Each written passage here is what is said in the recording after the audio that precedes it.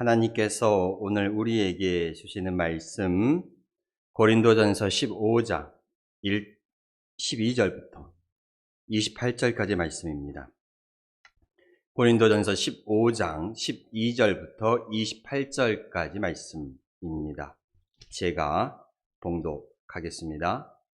그리스도께서 죽은 자 가운데서 다시 살아나셨다 전파되었거늘 너희 중에서 어떤 사람들은 어찌하여 죽은 자 가운데서 부활이 없다 하느냐? 만일 죽은 자의 부활이 없으면 그리스도도 다시 살아나지 못하셨으리라. 그리스도께서 만일 다시 살아나지 못하셨으면 우리가 전파하는 것도 헛것이요 또 너희 믿음도 헛것이며 또 우리가 하나님의 거짓 증인으로 발견되리니 우리가 하나님이 그리스도를 다시 살리셨다라고 증언하였습니다. 만일 죽은 자가 다시 살아나는 일이 없으면 하나님이 그리스도를 다시 살리지 아니하셨으리라. 만일 죽은 자가 다시 살아나는 일이 없으면 그리스도도 다시 살아나신 일이 없었을 터이요. 그리스도께서 다시 살아나신 일이 없으면 너희 믿음도 헛되고 너희가 여전히 죄 가운데 있을 것이요. 또한 그리스도 안에서 잠자는 자도 망하였으리니 만일 그리스도 안에서 우리가 바라는 것이 다만 이 세상의 삶뿐이면 모든 사람 가운데 우리가 더욱 불쌍한 자이리라. 그러나 이제 그리스도께서 죽은 자 가운데서 다시 살아나사 잠자는 자들의 첫 열매가 되셨도다. 사망이 한 사람으로부터 말미암았으니 죽은 자의 부활도 한 사람으로 말미암는도다. 아담 안에서 모든 사람이 죽은 것 같이 그리스도 안에서 모든 사람이 삶을 얻으리라. 그러나 각각 자기 차례대로 되리니 먼저는 첫 열매인 그리스도요 다음에는 그가 강림하실 때에 그리스도에게 속한 자요 그 후에는 마지막이니 그가 모든 통치와 모든 권세와 능력을 멸하시고 나라를 아버지 하나님께 바칠 때라. 아멘. 교회 공동체는 세상의 다른 공동체와는 조금 다른 점이 있습니다.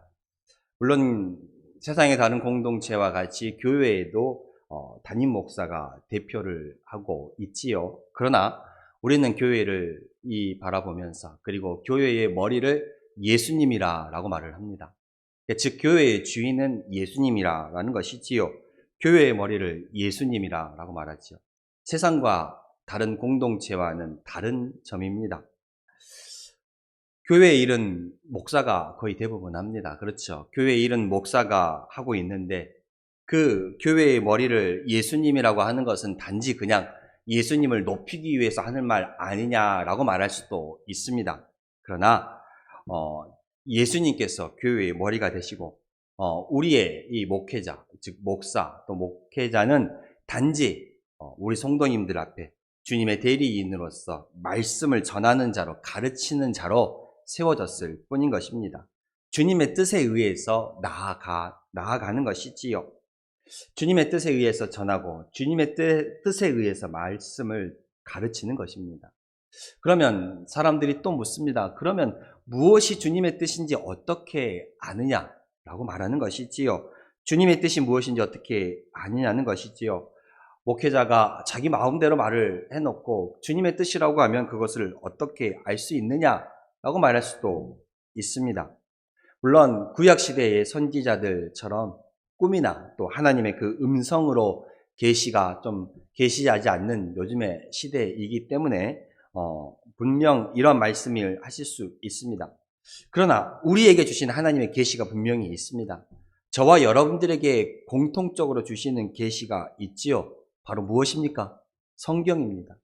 하나님의 말씀이 구약시대에는 음성이나 환상이나 그런 계시로 선지자들에게 주셨다면 오늘날은 저와 여러분 모두에게 주시는 하나님의 계시가 있습니다. 바로 하나님의 말씀인 성경이지요. 그리고 이 성경이 바로 주님의 뜻입니다. 주님의 뜻이지요. 이 성경을 보고 이 성경 말씀대로 따라가는 것입니다. 그래서 이 주님의 계시인 성경에서 어긋나 자기가 교회의 머리가 되거나 자기가 앞서 행하면 그것이 바로 이단이 되고 그것이 바로 사이비가 되는 것입니다. 내가 예수고 내가 하나님이다. 아니지요. 목회자는 그저 하나님의 대리인으로서 성도들에게 말씀을 가르치는 자로 전하는 자로 세움을 받았을 뿐입니다. 그리고 그 주님의 뜻을 전하는데 그 주님의 뜻은 바로 이 하나님의 말씀을 기준으로 두고 나아가는 것입니다. 이 기준에서 벗어나면 사이비가 되는 것이고 이단이 되는 것입니다. 교회는 그래서 나의 경험과 나의 생각으로 판단하며 나아가는 기관이 아닙니다. 말씀을 중심에 두고 그 말씀에 따라서 판단하고 움직이고 행하려고 노력해야 하는 것이 바로 교회, 우리 성도들의 삶인 것입니다. 말씀으로 기준으로 살아가는 것이 교회이고 말씀을 기준으로 살아가는 것이 우리 성도들의 삶이라는 것입니다. 내 생각과 내 경험, 내 지식, 내 고집을 앞세워서 나아간다라면 결국 그것은 하나님으로부터 멀어지는 길이 되는 것입니다. 하나님으로부터 등 돌리는 길이 되는 것이지요. 그래서 이 하나님의 계신 말씀, 이 성경이 우리에게 하나님의 뜻을 분명하게 보여주고 있습니다. 지금 우리는 고린도전서 15장을 저번 주부터 계속 보고 있습니다. 아마 다음 주까지 보게 될 것인데요. 이 부활에 관한 말씀입니다. 부활이란 성도가 다시 죽었다가 다시 살아난다라는 하나님의 약속입니다. 오늘 성경을 통해 우리에게 주시는 하나님의 계시인 것이지요. 그러면 묻습니다. 여러분, 부활이 있다라는 것, 여러분들이 부활한다라는 것, 그것을 들었을 때 과연 여러분들에게 기쁨이 있습니까? 부활의 기쁨이 있냐라는 것입니다. 나는 진심으로 이 부활을 기뻐하며 감사한다라고 고백할 수 있겠습니까? 사실 지금의 사람들의 많은 관심은 조금 더 세상을 편안하게 사는 것입니다. 나 혼자만, 나만 좀 자유롭게 사는 것이지요. 이 세상에서나 돈 걱정 없이 편하게 살았으면 좋겠다라는 극히 이 현실적인 생각으로 살아가는 분들이 많이 있습니다. 부활이고 뭐고 다 떠나서. 네. 그러나 우리는 예수를 믿는 성도들입니다. 이 부활이라는 게 뭐라 그랬습니까? 죽을 수밖에 없는 자들이, 죽은 자들이 다시 살아난다는 것입니다. 죄로 인해 지옥 가야 할 내가 주 예수 그리스도의 그 보혈의 피로 말미암아 내가 다시 사는 생명을 얻었고 영생을 얻었으며 저 천국을 소유하게 되었다라는 것입니다. 그래서 이 부활을 우리는 기쁨으로 받아들이고 나아가야 합니다. 누구에게나 죽음은 옵니다. 여러분, 이 세상의 끝이 죽음으로 끝나는 것이 아닙니다. 그 이후에 우리에게 다가오는 영원한 세계가 있음을 기억하셔야 합니다.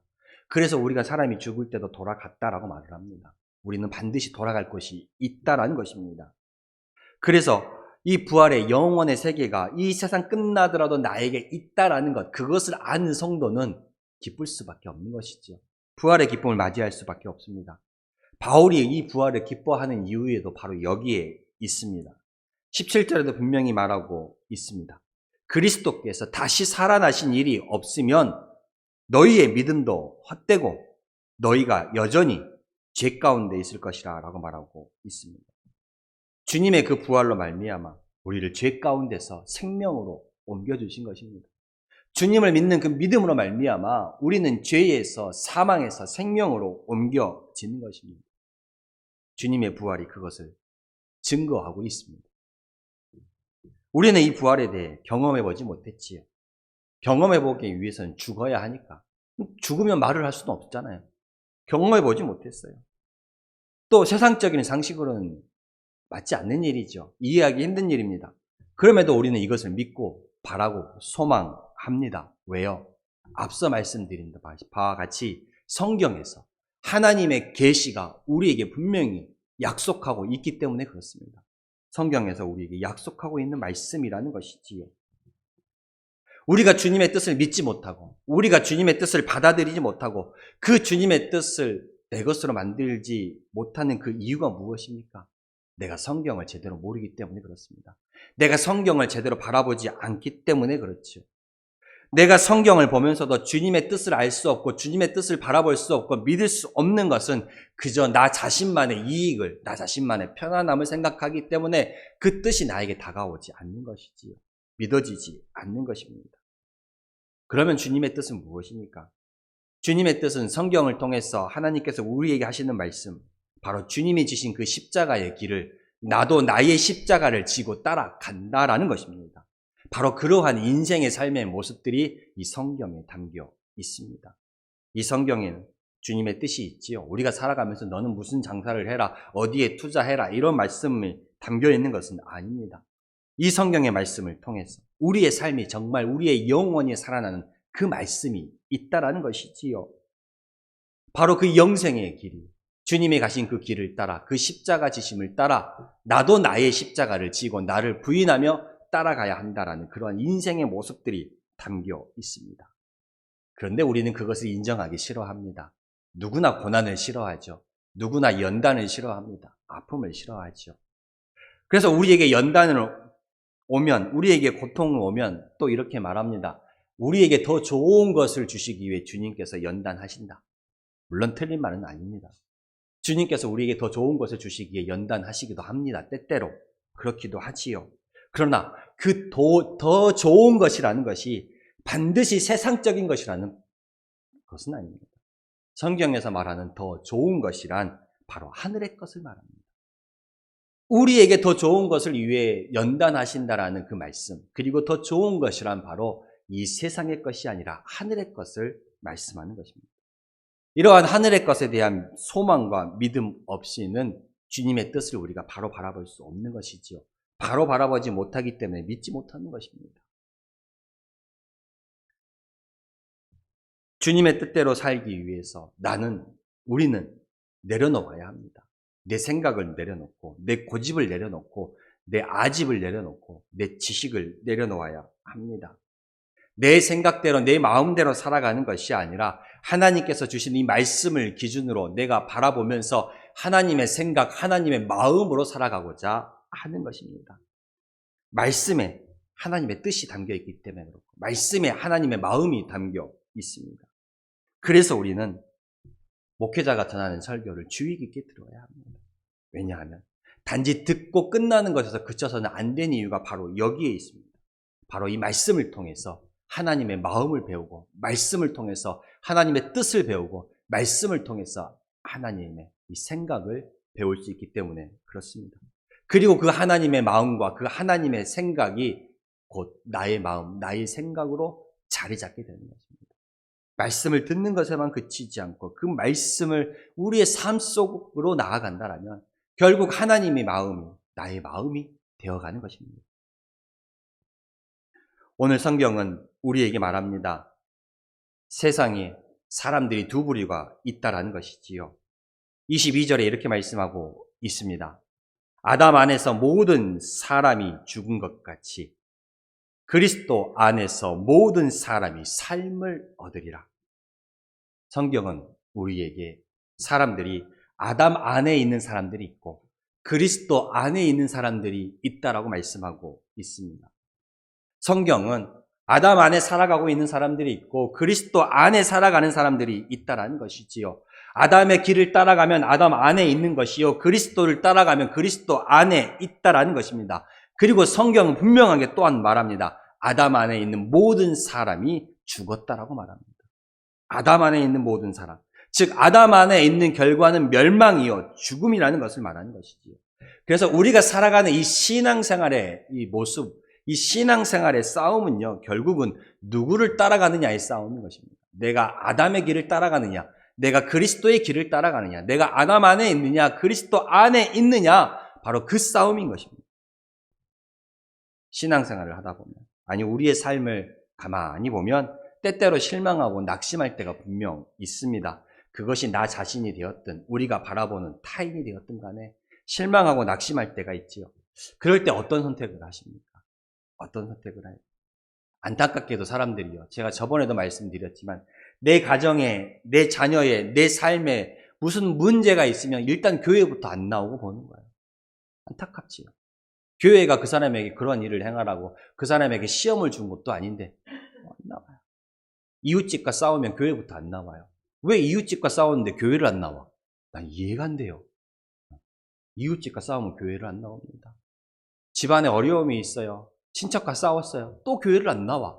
아니 친척들과 싸우는데 왜 교회를 안 나올까? 그렇죠.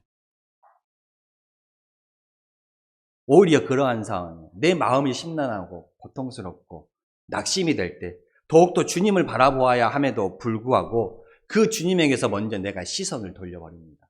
나 자신을 먼저 바라보는 것이지요. 나를 바라보는 것입니다. 즉 내가 여전히 그리스도 안이 아니라 아담 안에 살고 있다는 것입니다. 인간적인 모습 안에 살고 있다는 것이지요. 그리스도를 바라보며 살아간다라는 것. 그리스도 안에 살아간다라는 것은요. 그 주님 걸어가신 그 십자가 길에 나를 던지는 것입니다. 그 십자가의 길에 나도 동참하는 것이지요. 나의 상황과 나의 여건에 따라 선택적인 믿음으로 나아가는 것이 아닙니다. 이럴 때는 교회 가고, 이럴 때는 교회 안 가고, 이럴 때는 믿음 생활하고, 이럴 때는 믿음 생활 안 하고, 상황과 여건의 환경에 따라 선택적인 믿음 생활이 아니라는 것이지요. 내 상황과 내 여건과 내 환경이 어떠한다 할지라도, 혹여 내 생각과는 다르게 흘러간다고 할지라도 나의 생각, 나의 모든 것들은 내려놓고 주님 말씀 따라 주님 말씀 붙잡고 살아가는 것이 진정 신앙생활의 삶이요 부활을 아는 기쁜 자들의 삶이라는 것입니다. 여전히 나의 고집을 내려놓지 못하고 나의 생각을 내려놓지 못하고 내 주관대로 살아가는 자를 여전히 아담 안에 따라가는 자라는 것입니다. 여전히 세상 속에 있는 것이고 여전히 나 자신만을 바라보는 삶이 되는 것입니다. 인간적인 모습으로 가는 것이죠. 그리고 성경은 말합니다. 그 마지막은 무엇이라고 그랬어요? 그의 결국은 뭐라 그랬어요? 사망이요 죽음이라고 그랬습니다. 결국 아담 안에 따라가는 그 길은 죽음이요 멸망입니다. 우리는 이거를 잊지 말아야 합니다. 이거를 기억해야 합니다. 그래서 우리는 아담 안에 아담처럼 살지 말고 주님 안에 주님처럼 주님 따라 살아가야 합니다. 언젠가 말씀드린 바 있습니다만 사람들은 꼭 신앙생활 할 때 옆 사람과 비교합니다. 그 신앙에 대해서 옆 사람과 비교하죠. 아이고 그래도 나는 저 사람보단 나아. 저 사람은 나보다 더 못해. 그렇죠.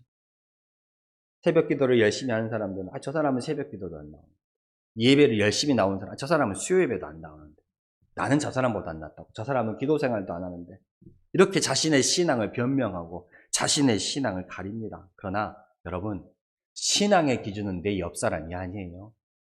내 신앙의 기준은 저 사람이 아니에요.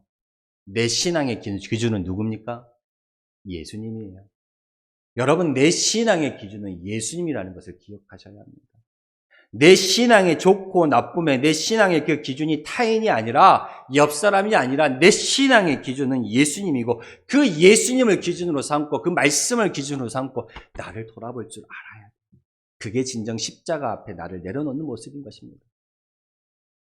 예수님을 기준으로 살아가라는 것은요. 예수님처럼 나도 완벽한 인간, 완벽한 모습의 사람이 되라는 것이 아닙니다.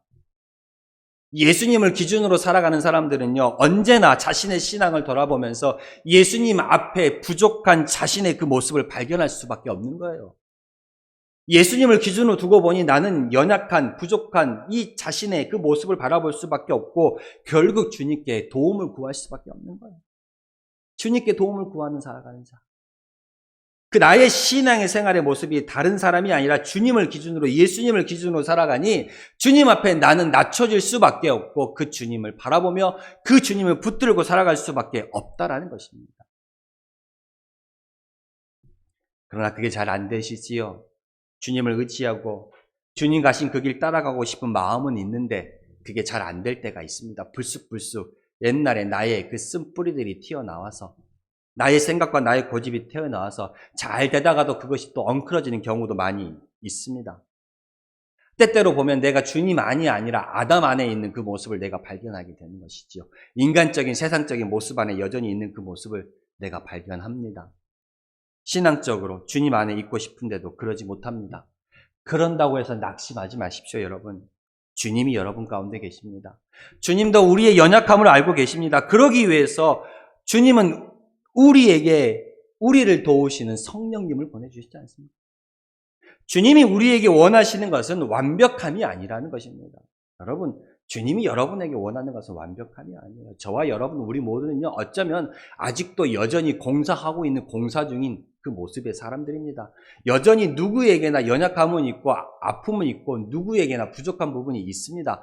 주님이 저와 여러분들에게 원하시는 것은 완벽함이 아니에요. 우리가 완벽하지 않기에 주님께서는 하늘로 올라가시면서 우리를 도우시는 성령님을 우리에게 보내주신 것입니다. 그러니까 그 성령님을 통하여서 우리는 여전히 주님께 도우심을 구하고 간구할 것을 바라는 것이지요. 그래서 신앙생활이든 뭐든 내가 내 힘으로는 할 수 없음을 깨닫고 주님 앞에 나오라는 것입니다. 주님을 기준으로 두고 주님 앞에 나오라는 것이죠. 주님, 내 힘으로는 할 수 없습니다. 내가 어찌해야 할 바를 알 수 없습니다. 성령님께서 내 안에 말할 수 없는 탄식으로 나를 위해 간구한다 하셨으니 주님, 나를 도와주십시오 라고 주님 앞에 나오는 것입니다.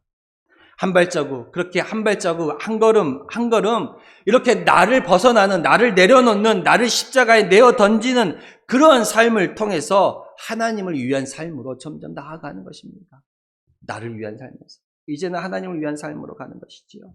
여러분의 믿음 없음을 구하십시오. 여러분의 그 신앙의 힘이 없음을 구하시길 바랍니다. 하나님의 그 도우심이 아니면 한순간도 내가 주님의 길에, 주님 안에, 그리스도 안에 설 수 없는 자라는 모습을 내가 철저하게 깨닫고 그 주님의 도우심을 구하는 그 신앙생활을 하시기를 바랍니다. 그러면 주님은 필경 여러분들을 외면치 않으시고 여러분을 필히 도와주실 것입니다. 그래서 또 16절에 이렇게 말합니다. 바울은 이렇게 말하지요. 만일 죽은 자 가운데서 다시 살아나는 일이 없으면 그리스도도 다시 살아나는 일이 없을 것이요. 그리스도의 부활이 없다라면 우리의 믿음이 헛것이요 우리가 여전히 사망 가운데 죄 가운데 있을 자들이라고 사도 바울은 말합니다. 그리고 다만 우리가 그리스도 안에서 우리가 바라는 것이 이 세상의 삶뿐이라면 모든 사람 가운데 우리가 가장 불쌍한 자라고 말하고 있습니다. 부활이 없다라면 우리가 믿는 것도 우리가 전하는 것도 헛것이요 내가 이 신앙생활하면서 단지 바라는 것이 이 세상의 삶뿐이라면 우리가 모든 사람들 가운데 가장 불쌍한 자라고 말하고 있죠. 그러나 바울은 분명하게 성경은 우리에게 하나님의 계시의 말씀은 우리에게 분명히 말합니다. 주 예수 그리스도께서 죽은 자 가운데서 다시 살아나셨고 주님께서 부활하셨고 잠자는 자들의 첫 열매가 되셨다라고 분명하게 말하고 있습니다.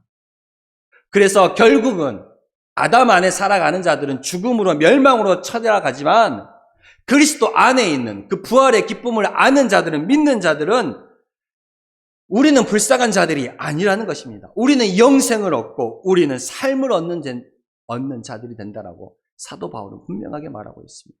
여러분 죽음이 끝이 아닙니다. 죽음 이후에는 우리에게 영원한 생명, 저 천국이 우리에게 분명하게 예비되어 있습니다. 결코 죽음이 끝이 아니라 이 세상의 삶이 끝이 아니라는 것을 내가 깨달아야 합니다. 죽음 이후에 부활의 세계가 있고 죽음 이후에 영원한 생명의 나라가 우리에게 있다는 것을 아셔야 합니다. 비록 고난과 잠깐의 어려움과 또 희생이 요구된다고 할지라도 내가 그리스도 안에 있다라면 그 삶은 곧 생명의 삶이요 축복이라는 것을 알아야 합니다. 여러분 이 축복과 저주의 기준이요 내가 주님 안에 있고 주님이 내 안에 있는 것입니다. 나는 포도나무요 너희는 가지니 내가 그 안에 그가 내 안에 있으면 산다라는 예수님의 말씀처럼 요한복음 15장의 말씀처럼 내가 주님 안에 주님이 내 안에 거하고 있는가 그게 바로 축복과 저주의 판가름입니다. 나의 생각과 나의 마음이 기준이 아니라는 것입니다.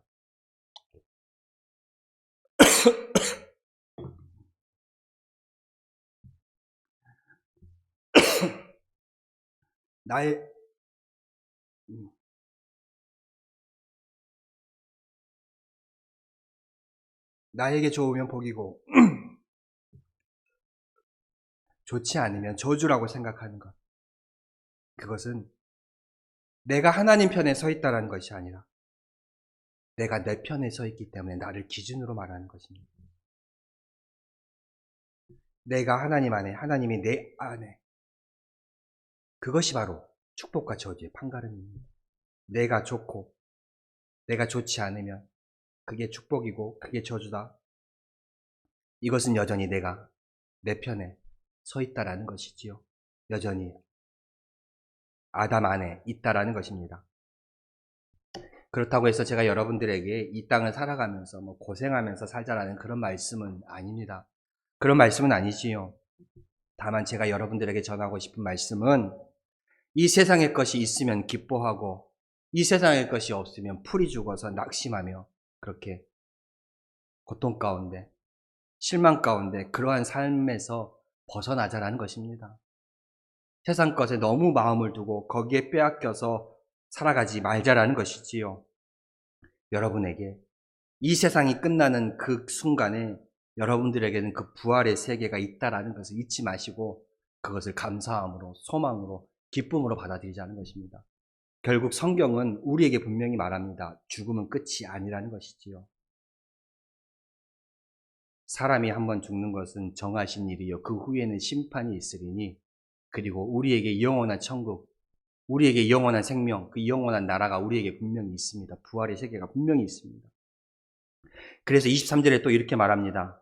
그러나 각각 자기의 차례대로 되리니 먼저는 첫 열매인 그리스도요 다음에는 그가 강림하실 때에 그리스도에게 속한 자요 라고 말하고 있습니다.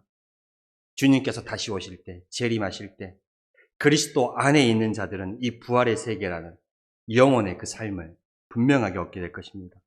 이것이 하나님의 계신 성경을 통해서 우리에게 주신 약속이요 우리에게 주신 하나님의 뜻이라는 것입니다. 이것을 잊지 마십시오. 세상의 염려와 걱정 때문에 이 부활의 기쁨을 빼앗기지 마시고 이 부활의 기쁨을 잊고 외면하며 살아가지 마십시오. 여러분, 세상이 결국 다가 아닙니다. 여러분이 결국 죽는 그 순간에 여러분에게는 영원한 복락의 세계가 약속되어 있습니다. 기쁨의 세계가 약속되어 있습니다. 그러니 굳이 이 눈앞의 현실만을 바라보면서 낙심하며 실망하며 넘어지지 마시기를 바랍니다. 저와 여러분들에게는 영원한 세계가 보장되어 있습니다. 기쁨의 그 천국이 보장되어 있습니다. 그것을 가슴속에 품고 소망하며 살아가는 여러분의 삶이 되시길 바랍니다. 바울이 오늘 우리에게 주시는 바로 그 말씀입니다. 이 부활의 메시지를 통해서 여러분들에게 있을 그 부활이 있으니 그 부활의 소망을 가지고 간직하면서 살아가라. 우리는 세상 가운데 결코 불쌍한 자들이 아니다. 우리는 세상 가운데 가장 행복한 자들이다. 죽음 이후에는 영원한 하나님의 나라가 우리에게 예비되어 있으니 소망을 가지고 기쁨으로 살아가라는 바울의 메시지입니다. 그 메시지를 여러분이 받으시고 이 부활의 기쁨을 간직하며 소망하며 살아가는 우리 성도님들이 다 되시기를 바랍니다. 기도하겠습니다. 하나님 감사합니다.